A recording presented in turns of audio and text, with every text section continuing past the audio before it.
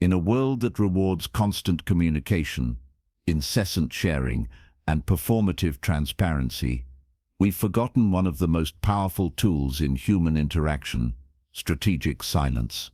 While everyone else is busy announcing their intentions, broadcasting their thoughts, and revealing their strategies, the truly effective operator knows when to shut up and uses that silence as a weapon. Niccolò Machiavelli, the 16th century Florentine philosopher and political theorist, understood this principle better than most. Though famous for his explicit advice in The Prince, Machiavelli's most potent insights often concern what should remain unsaid. "The vulgar crowd always is taken by appearances," he wrote, recognizing that speech creates appearances while silence preserves reality. In an age of oversharing, those who master strategic silence don't just protect their position, they achieve what constant communicators cannot. They win while others are still talking about winning. The cost of unnecessary speech. Machiavelli lived in an era of political intrigue, where careless words could lead to exile or execution. But even in our less lethal modern context, unnecessary speech creates vulnerabilities that silence avoids. Men in general judge more by the eyes than by the hands, Machiavelli observed. For everyone can see, but few can feel. The person who speaks constantly offers everyone opportunities to see and judge, while revealing little about what can actually be felt or known. Every word you utter carries costs that silence doesn't. One speech creates commitments. When you declare intentions, you bind yourself to them in others' eyes, change course, and you appear inconsistent or dishonest. Remain silent about your plans, and you maintain the freedom to adapt without explanation or apology. 2. Speech exposes your thinking process and limitations. The more you explain, the more you reveal about how your mind works, information others can use to predict, manipulate, or counter you. As Machiavelli noted, the first method for estimating the intelligence of a ruler is to look at the men he has around him. Similarly, the first method for estimating someone's strategic capacity is to listen to how much they unnecessarily reveal. 3. Compulsive speech diminishes your mystique and authority. It is far safer to be feared than loved, Machiavelli famously wrote. Fear requires distance, and distance requires some degree of mystery. The leader who explains every decision, justifies every action, and shares every thought becomes ordinary. The ordinary cannot command the same respect as the extraordinary. The 3 types of strategic silence. Machiavellian silence isn't simply the absence of speech. It's a deliberate communicative strategy that takes different forms depending on the objective. Understanding these distinct types of silence reveals how this approach operates in practice. 1. Information-gathering silence. The wise man does at once what the fool does finally. Machiavelli wrote, "The fool speaks immediately, revealing their position while learning nothing about others. The wise person remains silent initially, allowing others to expose their thoughts, intentions, and weaknesses before deciding how to respond. This approach creates an asymmetric information advantage. While others reveal their thinking, you collect valuable intelligence without reciprocating. In negotiations, this manifests as the powerful principle that whoever speaks first loses. In relationships, it explains why the person who listens more than they speak often understands the dynamics better than the constant talker. In competitions, it's why those who announce their strategies before executing them typically underperform relative to their capabilities. 2. Authority-building silence. Machiavelli understood that power depends partly on perception, and perception can be enhanced through calculated reticence. A prince must imitate the fox and the lion, he wrote, for the lion cannot protect himself from traps, and the fox cannot defend himself from wolves. Part of the fox's cunning is knowing when speech diminishes rather than enhances authority. Authority-building silence works because humans naturally fill information gaps with assumptions that often favor the silent party. When a leader speaks selectively, addressing only significant issues rather than every minor concern, their words carry greater weight. When someone responds to criticism only when truly necessary, rather than defensively answering every charge, they project confidence rather than insecurity. This explains why the most powerful figures in any domain typically speak less, but more deliberately than those beneath them. 3. Ambiguity-preserving silence. Since it is difficult to join them together, it is safer to be feared than to be loved, Machiavelli advised. This famous observation extends beyond fear and love to all situations where maintaining multiple interpretations serves strategic interests. Ambiguity-preserving silence allows others to project their own hopes, fears, and interpretations onto your position. By refusing to clarify, you can simultaneously appeal to different constituencies with contradictory expectations. You maintain freedom of action by not committing to specific interpretations and preserve deniability by not explicitly endorsing any particular understanding.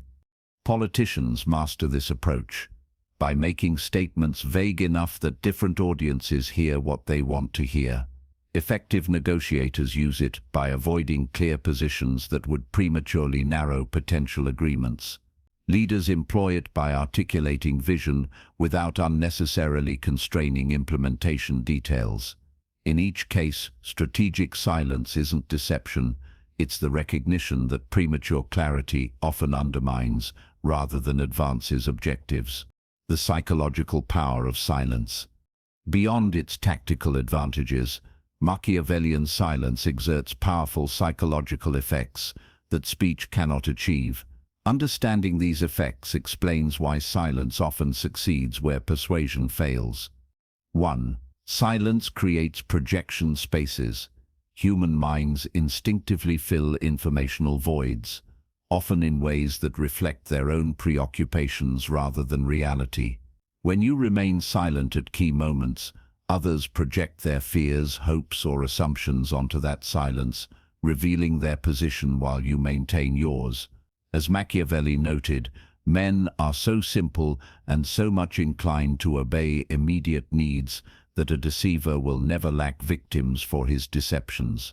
The strategic use of silence leverages this tendency without requiring active deception. 2. Silence establishes dominance in communication dynamics. The person who speaks first most frequently or at greatest length subtly positions themselves as seeking approval or validation from listeners. The person who speaks less, more selectively, or only after others have committed to positions implicitly, claims the judge's role rather than the supplicant's. Machiavelli would recognize this as an expression of his principle that it is better to be feared than loved. The silent party is not necessarily loved, but their restraint often commands a respect that verbosity cannot. 3. Silence creates mystique that amplifies perceived power. Men judge generally more by the eye than by the hand, Machiavelli observed, because it belongs to everybody to see, to few to feel. What cannot be fully seen or understood often appears more formidable than what is completely exposed. The person who reveals everything, their thinking, motives, insecurities, plans, becomes ordinary. The person who reveals selectively retains an element of mystery that magnifies their perceived capabilities. The dangerous allure of transparency. Modern culture often treats transparency as an unqualified virtue and silence as suspicious. Just be authentic, we're told. Share your truth. Communicate openly. Yet this advice, while well-intentioned, contradicts Machiavelli's strategic insights about power and influence. The promise given was a necessity of the past. The word broken is a necessity of the present, Machiavelli wrote, recognizing that binding oneself to past declarations often undermines present interests. The modern fetishization of transparency demands precisely this kind of binding, a voluntary constraint on future action in service of present authenticity. This isn't to advocate dishonesty. Machiavelli's approach wasn't about lying, but about selective disclosure. Share what advances objectives while withholding what doesn't. Never attempt to win by force what can be won by deception, he advised. In contemporary terms, this might translate to never attempt to win by unnecessary disclosure what can be won by strategic silence. Practical application. The discipline of silence. How might Machiavelli's strategy of silence apply in modern contexts? The application isn't about becoming completely taciturn, but about developing the discipline to speak only when speech serves your objectives better than silence. 1. Practice information asymmetry. Before sharing your position on any consequential matter, ensure you understand others' positions first. Ask questions rather than making statements. Listen for what remains unsaid, rather than responding only to what's explicitly stated. As Machiavelli advised, the lion cannot protect himself from traps, and the fox cannot defend himself from wolves. One must therefore be a fox to recognize traps, and a lion to frighten wolves. The fox's cunning begins with gathering information while revealing little. This approach proves particularly valuable in negotiations, where understanding the other party's true constraints and priorities often matters more than articulating your own.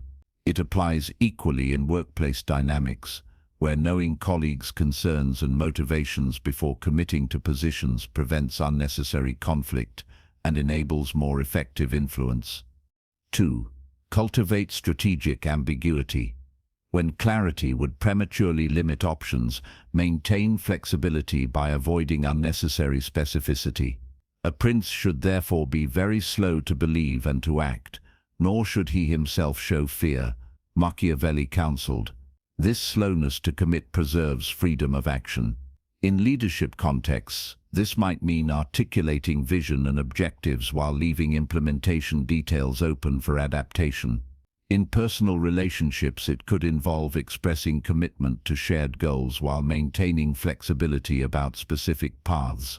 In competitive situations, it would mean keeping strategies private while opponents reveal theirs. 3. Develop comfort with silence as a power position. Most people experience silence in conversation as uncomfortable and rush to fill it, often revealing more than intended or making unnecessary concessions. Training yourself to embrace these moments rather than filling them creates significant advantage. In negotiations, this manifests as allowing silence after stating your position rather than nervously qualifying or weakening it. In conflicts, it appears as listening completely to criticism before responding rather than interrupting with defenses. In leadership, it emerges as delivering decisions without unnecessary justification, trusting the decision to stand on its merits. The strategic whisper. Machiavelli's strategy of silence doesn't advocate never speaking. It advocates speaking only when speech serves your objectives better than silence. The master of this approach doesn't maintain complete secrecy, but creates a strategic contrast between what is revealed and what remains private. The vulgar crowd always is taken by appearances, Machiavelli observed, and the world consists chiefly of the vulgar. In a world where most people reveal everything, those who cultivate selective disclosure stand apart. Their words carry greater weight precisely because they're chosen more carefully. Their positions generate more interest because they're revealed more strategically. Their influence expands because it's exercised more judiciously. This approach requires discipline, increasingly rare in contemporary culture. It demands the patience to listen before speaking, the restraint to withhold even when disclosure feels temporarily satisfying, and the strategic awareness to recognize when silence serves better than speech. These qualities don't develop naturally in a world that rewards constant expression, but they create advantages precisely because they're uncommon. Conclusion. The final irony of Machiavelli's strategy of silence is that its most successful practitioners remain largely unrecognized. We notice the loud, the expressive, the transparent, while the masters of strategic silence achieve their objectives without drawing attention to their methods. They shut up and win, while others are still talking about winning. Perhaps this explains why Machiavelli himself, despite his enormous influence on political theory and strategy, remains widely misunderstood. His name has become synonymous with ruthless manipulation, yet his insights reveal a deeper understanding of human psychology and power dynamics that transcends simple ruthlessness. He recognized that influence doesn't always require force or deception. Sometimes it requires simply knowing when to remain silent and let others reveal themselves. In an age of information overload, opinion saturation, and compulsive sharing, Machiavelli's strategy of silence offers a counterintuitive path to influence. Say less, observe more, reveal selectively, and let your results speak louder than your words. In the endless competition for attention and power, those who master this approach don't just participate, they prevail,